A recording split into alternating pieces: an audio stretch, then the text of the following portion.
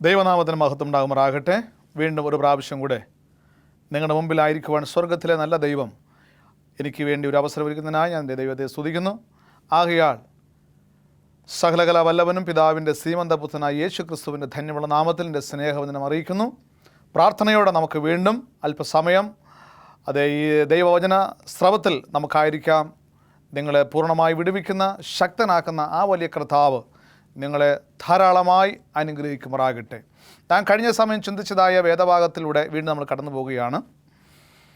ശൗല് അറബിയ ദേശത്ത് നിന്ന് ദമസ്കോസിലേക്ക് വന്നു.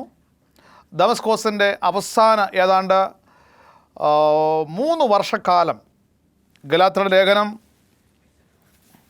നാം നേരത്തെ ചിന്തിച്ചതുപോലെ 1-ാം അധ്യായം അതിൻ്റെ 18-ാം വാക്യം വായിക്കും. 3 ആണ്ട് കഴിഞ്ഞിട്ട് കേഭാവുമായി മുഖപരിചയമാകേണ്ടതിന് യെരുശലേമിലേക്ക് പോയി 15 ദിവസം അവനോടുകൂടെ പാർത്തു എന്ന് പറയുകയാണ്. അപ്പോൾ 3 വർഷക്കാലം ദമസ്കോസിൽ തൻ്റെ ദൈവ മക്കളോടൊപ്പമായിരുന്നു. ശേഷം ചില പ്രതിസന്ധി എന്ന് പറയുമ്പോൾ നിങ്ങൾ ശ്രദ്ധിച്ചു കാണും. ശൗലിനെതിരായുള്ള ഗൂഢാലോചന.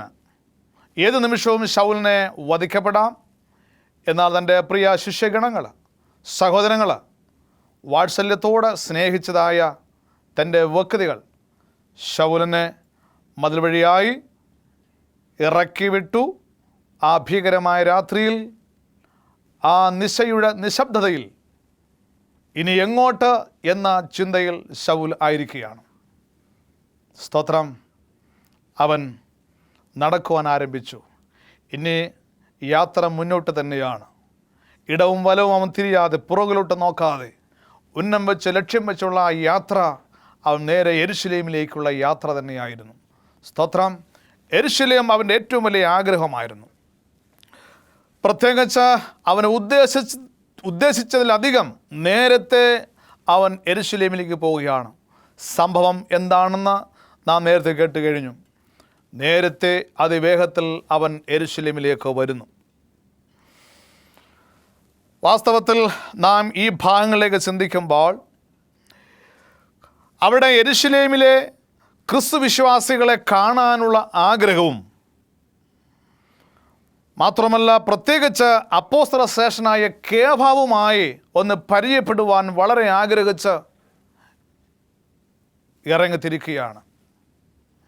ആ യാത്ര സഫലമായി തീരണം എന്ന പ്രാർത്ഥനയും ഉള്ളിൻ്റെ ഉള്ളിൽ മന്ത്രിക്കുകയാണ്.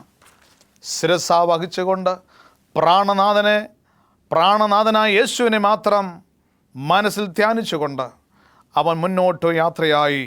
യേശു ക്രിസ്തുവിനെ വെളിപാടിനാൽ അതൊക്കെ ശൗലിന് അത് നേരത്തെ തന്നെ കിട്ടിക്കഴിഞ്ഞു. ഞാൻ എന്ത് ചെയ്യണം, ഞാൻ ആരായിത്തീരണം എന്നുള്ള കാര്യങ്ങളെല്ലാം അവന് മനസ്സിലായി കഴിഞ്ഞു. പക്ഷേ അവൻ ഏതാണ്ട് യെരുശലേമിനോട് സമീപിക്കുമ്പോൾ അവൻ ആദ്യം കാണുന്നത് കർത്താവായ യേശു ക്രിസ്തു തനിക്ക് പ്രത്യക്ഷമായ ആ അവസ്മരണീയമായ ആ രംഗം അവൻ്റെ കണ്ണുകൾ കൊണ്ട് അവൻ കാണുവാനിടയായി. ആദ്യമായിട്ട് ക്രിസ്ത്യാനികൾക്കെതിരെ, ദൈവമക്കൾക്കെതിരെ പീഡനവുമായി ഇറങ്ങിത്തിരിച്ചതായ, പ്രശ്നങ്ങളുമായി ഇറങ്ങിത്തിരിച്ചതായ, കൊല്ലുവാനും വലിച്ചിഴയ്ക്കുവാനും ഇറങ്ങിത്തിരിച്ചതായ ആ യെരുശലേമിൻ്റെ, ആ ദമസ്കോസിൻ്റെ ആ പടിവാതിൽക്കൽ അവൻ ഒന്നുകൂടെ കാണുവാനിടയായി. ഒരു പ്രത്യേക കാര്യം, പീഡനങ്ങൾ അഴിച്ചുവിട്ടതിന് ശേഷം സ്വർഗീയമായ അനുഭൂതിയോടെ ആദ്യത്തെ യാത്രയാണ് യെരുശലേം യാത്ര. ആദ്യമായി യേശു പ്രത്യക്ഷമായ ആ സ്ഥലം അവൻ കണ്ടു. ഒരു നിമിഷം അവിടെ നിന്നു. ആ ദൈവത്തെ സ്തുതിക്കുവാൻ ആ ക്രിസ്തു ശിഷ്യൻ മറന്നിട്ടുണ്ടാവില്ല. പ്രിയ സഹോദരങ്ങളെ, പ്രിയ എന്നെ കേൾക്കുന്ന ദൈവത്തിൻ്റെ പൈതലെ, നാം പിന്നിട്ട വഴികൾ ചിന്തിക്കുമ്പോൾ നാം എവിടെ വരെ എത്തി, നാം എവിടെയായിരുന്നു എന്ന് പലപ്പോഴും നാം ചിന്തിക്കാറില്ല. എന്നാൽ അപ്പോസ്തലനായ അല്ലെങ്കിൽ ശൗല് എന്ന് പറയുന്ന വ്യക്തി താൻ യെരുശലേമിലേക്ക് എവിടെയും ഇപ്പോൾ പ്രശ്നങ്ങളുടെ മേൽ പ്രശ്നമായി മാറി തനിക്കൊരു സ്വസ്ഥതയും ഒരു സമാധാനമില്ലാത്ത ഒരവസ്ഥയിലേ ആയിരിക്കുന്നു എങ്കിൽ തന്നെയും പ്രാണനാഥനായ യേശുവിനെ സ്വന്തം ജീവിതത്തിൽ ആവാഹിച്ചുകൊണ്ട് പ്രാർത്ഥനയോടെ രക്ഷിതാവായി അംഗീകരിച്ചുകൊണ്ട് അവൻ മുന്നേറുമ്പോൾ ആ കർത്താവ് ആർക്കാണ് വഴി കാട്ടി കൊടുക്കാത്തത്? ആർക്കാണ് അവൻ പുതുവഴികൾ തുറന്നു കൊടുക്കാത്തത്? ആർക്കാണ് ആ യേശു സഹായകനായിരിക്കാത്തത്? ആ യേശുവിനെ ഉള്ളത്തിൽ ധ്യാനിച്ചുകൊണ്ട് ലഭിച്ചതായ സമയം കണ്ണുകളടച്ചവൻ ഒരു നിമിഷം ധ്യാനനിരതനായി. അവിടെ നിന്ന് വീണ്ടും അവന് യാത്രയായി. യാത്ര 4-5 ദിവസങ്ങൾ കഴിഞ്ഞായിരിക്കണം അവൻ യെരൂശലേമിൻ്റെ പ്രാന്തപ്രദേശത്ത് എത്തിയത്. ദൂരെ നിന്ന് ആ മഹാനഗരം അവൻ കാണുകയാണ്. യെരൂശലേം എന്ന മഹാനഗരം അവൻ ദൂരെ നിന്ന് കാണുവാനിടയായി. സ്തോത്രം! ആ പുത്തൻ പ്രത്യാശ, ആ പുതിയ യെരൂശലേമിനെ കുറിച്ചുള്ളതായ ആ അതിമഹത്തായ പ്രത്യാശ അവൻ്റെ മനസ്സിലേക്ക് ഊർന്നു വന്നുകൊണ്ടിരുന്നു. അതുകൊണ്ടായിരിക്കണം ഗലാത്യരുടെ പുസ്തകം 4-ാം അധ്യായം അതിൻ്റെ 26-ാം വാക്യത്തിൽ അവൻ ഇങ്ങനെ എഴുതി. 4-ാം അധ്യായം അതിൻ്റെ 26-ാം വാക്യത്തിൽ ഇങ്ങനെ എഴുതിക്കുകയാണ്. നമുക്ക് വായിക്കാം. മീതെയുള്ള യെരൂശലേമോ സ്വതന്ത്രയാകുന്നു, അവൾ തന്നെ നമ്മുടെ അമ്മ. ഇത് പറയുവാനുള്ള കാരണം തൻ്റെ ക്രിസ്തു ശിഷ്യന്മാരിലൂടെ ലഭിച്ചതായ വെളിപാടിലൂടെ, അംഗീകരിച്ചതായ ഭക്തിയിലൂടെ, അംഗീകരിച്ചതായ ലഭിച്ചതിലൂടെ പരിശുദ്ധാത്മാവിൻ്റെ ശക്തിയാൽ അവൻ ലഭിച്ചതായ വെളിപാടിലൂടെ പറയുകയാണ്. അതേ സ്വർഗീയ യെരൂശലേമിനെ കുറിച്ചുള്ള കാഴ്ചപ്പാട് എന്താണ്? മേലുള്ള യെരൂശലേം, മീതെയുള്ള യെരൂശലേമേ സ്വതന്ത്രയാകുന്നു, അവൾ തന്നെയാണ് നമ്മുടെ അമ്മ. സ്തോത്രം! അങ്ങ് ദൂരെ നിന്നുകൊണ്ട് ആ ദൈവാലയവും ശൗൽ കണ്ടു. ആ യെരൂശലേം നഗരം മാത്രമല്ല, യെരൂശലേം എന്ന ദേവാലയവും അവൻ കാണുകയാണ്. ഒരു നിമിഷം അവൻ ചിന്തിച്ചു, യാഗങ്ങളുടെയും പെരുന്നാളുകളുടെയും കടന്നുപോയ നാളുകൾ അവൻ ഓർക്കുകയാണ്. എന്നാൽ ഇതെല്ലാം എൻ്റെ അരുമനാഥനിൽ കൂടെ എല്ലാം മാറ്റപ്പെട്ടിരിക്കുന്നു. അരുമനാഥനായ ക്രിസ്തുവിലൂടെ എല്ലാം നീക്കപ്പെട്ടിരിക്കുന്നു. ഇനി ക്രിസ്തുവാണ് സാക്ഷാൽ നമ്മുടെ മഹാപുരോഹിതൻ. ക്രിസ്തുവാണ് സകലത്തിൻ്റെയും മതിയായവൻ. എല്ലാ യാഗങ്ങളും എല്ലാ പെരുന്നാളുകളും യേശു ക്രിസ്തുവിൻ്റെ ക്രൂശോടുകൂടെ നീങ്ങപ്പെട്ടിരിക്കുന്നു എന്ന് ആ ശൗൽ പൂർണ്ണമായി വിശ്വസിക്കുന്നു.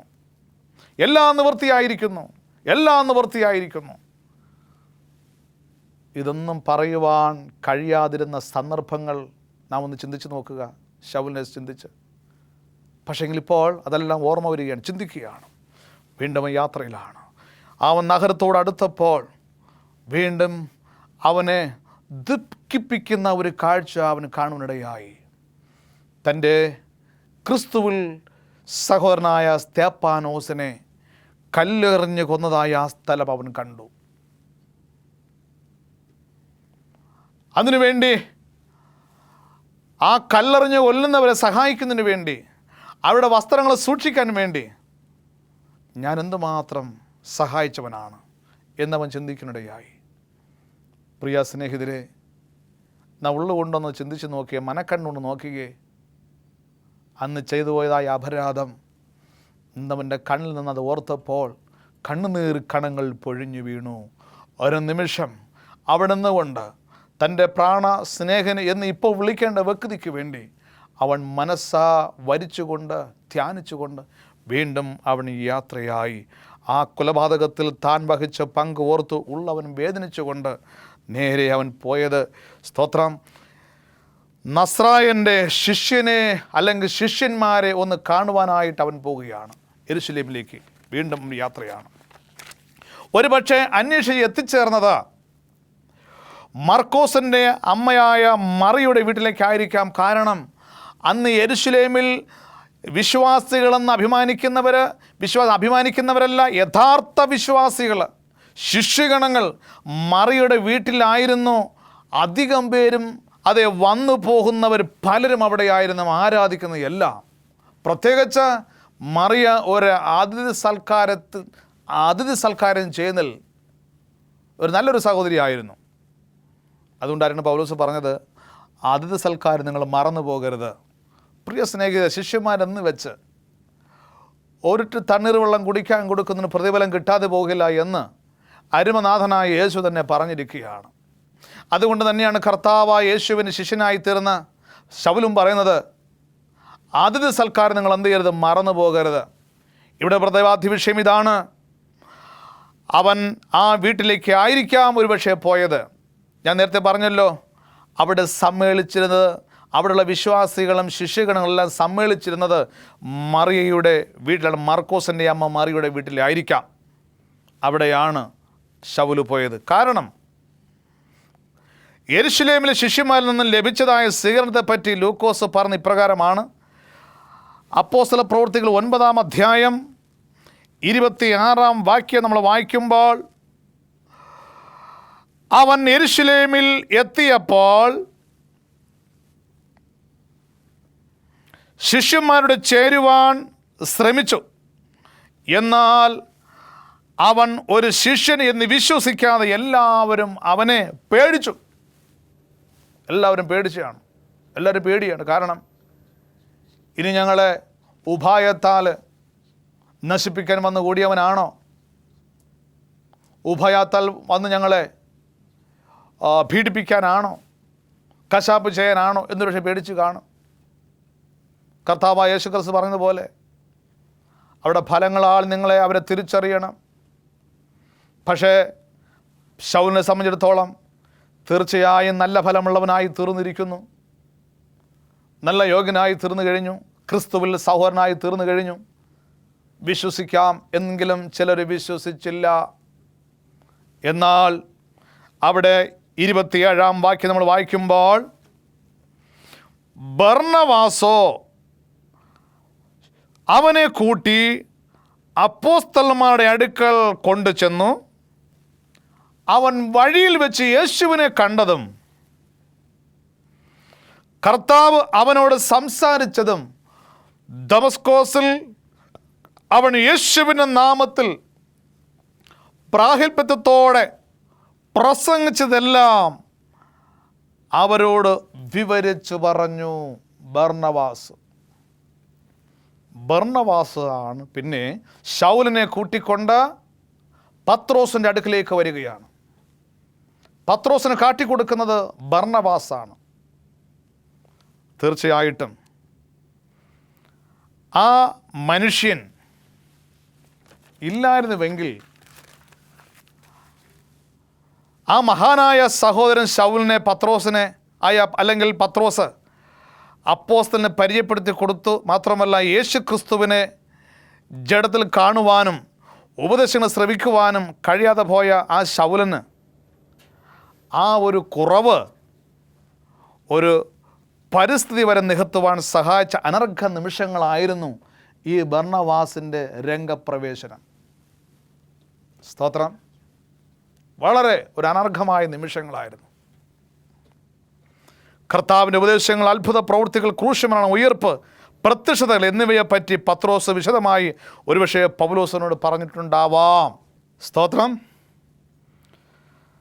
സുവിശേഷം വിട്ടുകളഞ്ഞതായ ഒരു ഭാഗം അപ്പോസ്തല പ്രവൃത്തി 20-ാം അധ്യായം അതിൻ്റെ 33-ാം വാക്യം വായിക്കുമ്പോൾ, ആരുടെയും വെള്ളിയോ പൊന്നോ വസ്ത്രമോ ഞാൻ മോഹിച്ചിട്ടില്ല. ഇത് ചുരുക്കി പറഞ്ഞു കഴിഞ്ഞാൽ വാങ്ങുന്നതിനേക്കാൾ കൊടുക്കുന്നത് ഭാഗ്യം. പ്രിയ ദൈവമക്കളെ, ആ വലിയ നിത്യസത്യം അറിഞ്ഞുകൊണ്ട് അരുമനാഥനായ യേശുവിനെ മാത്രം ധ്യാനിച്ച് ജീവിക്കുന്ന ക്രിസ്തുവും മരിക്കുന്ന ലാഭവും എന്ന് പൂർണ്ണമായി ചിന്തിച്ചുകൊണ്ട് ബർന്നബാസിനോടൊപ്പം അദ്ദേഹം ദൈവവേലയിൽ ശുഷ്കാന്തി കാണിക്കുവാനിടയായി.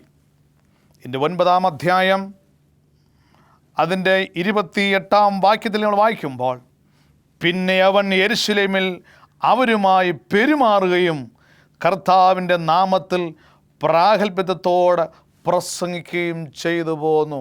വളരെ ശക്തിയായി അരുമനാഥനായ യേശുവിനെ കുറിച്ച് യെരുശലേമിൻ്റെ തെരുവീഥികളിൽ ശക്തമായി പ്രസംഗിക്കാൻ തുടങ്ങി. സ്തോത്രം.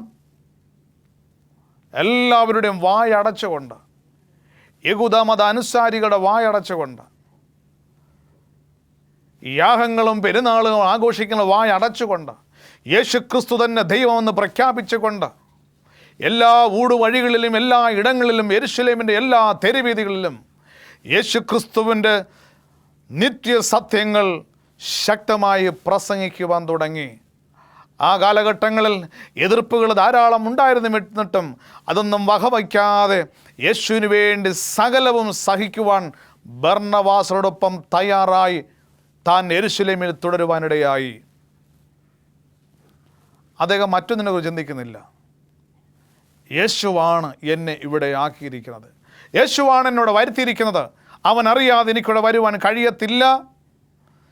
എൻ്റെ ജീവൻ പോകുന്നത് വരെയും എൻ്റെ യേശുവിന് വേണ്ടി, എൻ്റെ കർത്താവിന് വേണ്ടി മാത്രം പ്രവർത്തിക്കും, എൻ്റെ യേശുവിന് വേണ്ടി മാത്രം ഞാൻ മരിക്കപ്പെടും. ഈ ഒരു ദൃഢനിശ്ചയമായി യെരൂശലേമിൻ്റെ തെരുവീഥികളിലൂടെ ഒരു ശക്തനായ മനുഷ്യൻ്റെ ഇതിഹാസങ്ങൾ ആരംഭിക്കാൻ തുടങ്ങുകയാണ്. ആ യെരൂശലേം ഒരിക്കൽ ഭീതി വിടർത്തിയ മനുഷ്യൻ ഇപ്പോൾ യേശുവിനെതിരായി ഭീതി മുഴക്കിയ മനുഷ്യൻ ഇപ്പോൾ യേശുവിന് അനുകൂലമായി അവൻ സംസാരിക്കുകയാണ്. യേശുവിൻ്റെ ശിഷ്യന്മാർക്കെതിരായി അവൻ പടപൊരുതി. ഇപ്പോൾ യേശുവിന് അനുകൂലമായി അവൻ പടയേന്തുവാൻ പോവുകയാണ്. പ്രിയ ദൈവവൈതലേ, എന്നെ കേൾക്കുന്ന സഹോദരി സഹോദരന്മാരെ, ശൗലിനെ നിങ്ങളുടെ മനക്കണ്ണുകൊണ്ട് നിങ്ങളൊന്ന് വീക്ഷിച്ച് നോക്കിക്കേ. എവിടെ നിന്ന് വന്നു, ഇപ്പോൾ എവിടെ ആയിരിക്കുന്നു? നിങ്ങളെവിടെ നിന്ന് വന്നു, ഇപ്പോൾ നിങ്ങൾ എവിടെ ആയിരിക്കുന്നു? നിങ്ങളൊന്ന് ഓർത്ത് നോക്കിക്കേ. യെരൂശലേമിൽ ഒരിക്കൽ നമ്മൾ യെരൂശലേമിൽ എത്തിച്ചേരാൻ പോവുകയാണ്. ഒരു നീണ്ട യാത്രയാണ് നമ്മൾ നടന്നുകൊണ്ടിരിക്കുന്നത്. അത് വിശ്വാസത്തിൻ്റെ പോർക്കളത്തിലൂടെ നാം നടന്ന് അകന്നുകൊണ്ടിരിക്കുകയാണ്.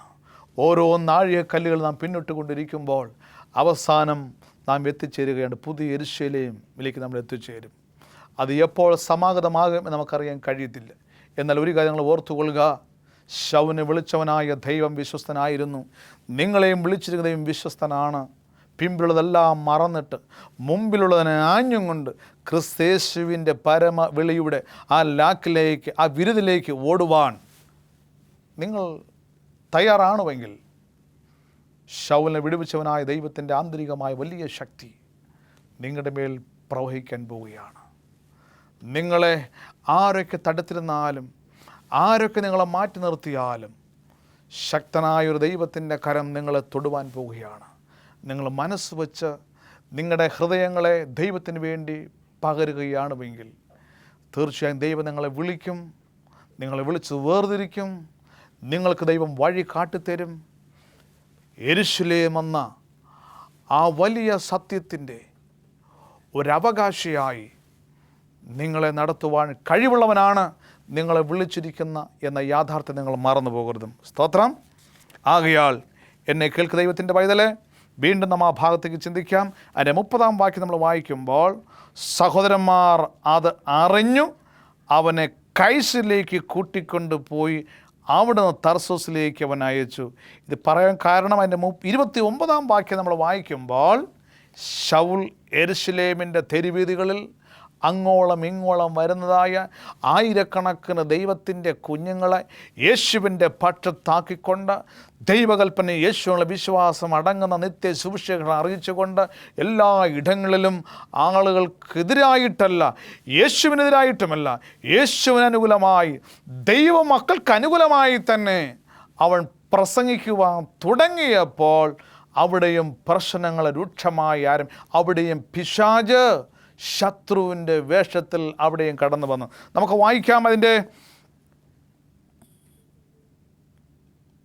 30-ാം വാക്യം നമ്മൾ വായിക്കുമ്പോൾ, 28-29 വാക്യങ്ങൾ വായിക്കുമ്പോൾ, പിന്നെ അവൻ യെരൂശലേമിൽ അവരുമായി പെരുമാറുകയും കർത്താവിൻ്റെ നാമത്തിൽ പ്രാഗൽഭ്യത്തോടെ അവൻ പ്രസംഗിക്കുകയും ചെയ്തു. യവന ഭാഷക്കാരായ യഹൂദന്മാരോട് അവൻ തർക്കിച്ചു അവനെ കൊല്ലുവാൻ വട്ടം കൂട്ടി. സ്തോത്രം. യവന ഭാഷക്കാരായ യഹൂദന്മാരോട് അവൻ തർക്കിച്ചു അവനെ കൊല്ലുവാൻ വട്ടം കൂട്ടി. അവിടെ ധാരാളം യൗവന ഭാഷക്കാരായ യഹൂദന്മാർ കുടികൊള്ളുന്ന ഒരു ദേശമാണ് യെരുശലേം. നാനാ മതസ്ഥർ. വാസ്തവത്തിൽ ശൗൽ അവിടെ ഇല്ലായിരുന്നുവെങ്കിൽ യവന ഭാഷക്കാരായ ഈ യഹൂദന്മാർ എങ്ങനെ യേശുവിനെ അറിയുമായിരുന്നു? എങ്ങനെ അറിയാൻ സാധിക്കുമായിരുന്നു? എന്നെ കേൾക്കുന്ന ദൈവത്തിൻ്റെ പൈതലേ, ഒരു കാര്യം ചിന്തിക്കുക. കർത്താവിന് എല്ലാ മുഴങ്കാലും മടങ്ങും. രാജ്യത്തിൻ്റെ ഈ സുവിശേഷം സകല ജാതിയോടും സാക്ഷ്യമായി ഭൂലോകത്തിലൊക്കെയും പ്രസംഗിക്കപ്പെടണം. സ്തോത്രം. ഈ ഭൂലോകം മുഴുവനും യേശുവിൻ്റെ സുവിശേഷം അറിയണം. ഏത് ഭാഷക്കാരോടും ഏത് മതക്കാരോടും ആരായിരുന്നാലും അവരെല്ലാവരും സുവിശേഷം അറിയണം. യെരുശലേമിൽ വാസ്തവത്തിൽ ശൗൽ പോകുവാനുള്ള കാരണവും യേശു അവിടെ അവനെ അയക്കുവാനുള്ള കാരണവും ഈ ഭാഷക്കാരോട്, ഈ യഹൂദന്മാരോട് അവരുടെ ഭാഷയിൽ, അവരുടെ മതഗ്രന്ഥങ്ങളിലൂടെ അവരോട് സംസാരിക്കുവാൻ ശൗലിനെ ദൈവം അവിടെ അയക്കുകയാണ്, തർക്കിക്കുകയാണ്. സ്തോത്രം. അവിടെ വീണ്ടും ആ ഭാഗത്തിലേക്ക് നമ്മൾ ചിന്തിക്കുമ്പോൾ 29 വാക്യമാണ്, യൗവന ഭാഷക്കാരായ യഹൂദന്മാരോടും അവൻ സംഭാഷിച്ചു തർക്കിച്ചു. തർക്കം മൂത്തു കഴിഞ്ഞപ്പോൾ, വാക്കുകൾ മുട്ടിപ്പോയപ്പോൾ, മറുപടി കൊടുക്കുവാൻ വാക്കുകളില്ലാതെ വന്നപ്പോൾ ശൗലിനെ കൊല്ലുവാൻ അവർ വട്ടം കൂട്ടി. സ്തോത്രം. പിശാചിന് നിക്കക്കള്ളി ഇല്ല എന്ന് തോന്നിയപ്പോൾ കുതന്ത്രങ്ങളിലൂടെ ദൈവമക്കളെ നശിപ്പിക്കുക, ഇല്ലായ്മ ചെയ്യുക. ഇതാണ് പിശാചിൻ്റെ ഏറ്റവും വലിയ ഉദ്യമം. പിശാചിൻ്റെ ആവനാഴിൽ എല്ലാ അസ്ത്രങ്ങളും തീർന്നു കഴിയുമ്പോൾ, കാലിയാകുമ്പോൾ, പിന്നെ സ്തോത്രം, നമ്മുടെ മേൽ അവൻ്റെ ആയുധം ദുരുപദേശങ്ങളാണ്, കിംവദന്തികളാണ്, പരിഹാസങ്ങളാണ്, നിന്ദതകളാണ്. പ്രിയ ദൈവത്തിൻ്റെ പൈതലേ, കേട്ടുകൊണ്ടിരിക്കുന്ന ദൈവത്തിൻ്റെ പൈതലേ, ഇതുവരെ നിങ്ങളുടെ ജീവിതത്തിൽ ഒരുപക്ഷെ ദൈവമക്കളായാലും നിങ്ങൾക്ക് പരിഹാസങ്ങളോ നിന്ദതകളോ ഒക്കെ നിങ്ങൾക്ക് ഉണ്ടായിരിക്കാം. നിങ്ങൾ ഭയപ്പെടേണ്ട ആവശ്യമില്ല. പക്ഷേ ഒരു വാക്യം കൂടെ വായിച്ചിട്ട് ഞാൻ പെട്ടെന്ന് അവസാനിക്കുകയാണ്. അതിന് 30 വാക്യത്തിൽ പോകുകയാണ്. സഹോദരന്മാർ ഈ വട്ടം കൂട്ടിൽ അറിഞ്ഞു, അത് അവനെ കൈസരിലേക്ക് കൂട്ടിക്കൊണ്ടുപോയി അവിടെ നിന്ന് തർസൂസിലേക്ക് അയച്ചു. അവന് തർസൂസിലേക്ക് പോവുകയാണ്. തീർച്ചയായും വീണ്ടും ആ വിഷയമായി നിങ്ങളുടെ മുമ്പിലേക്ക് വരും.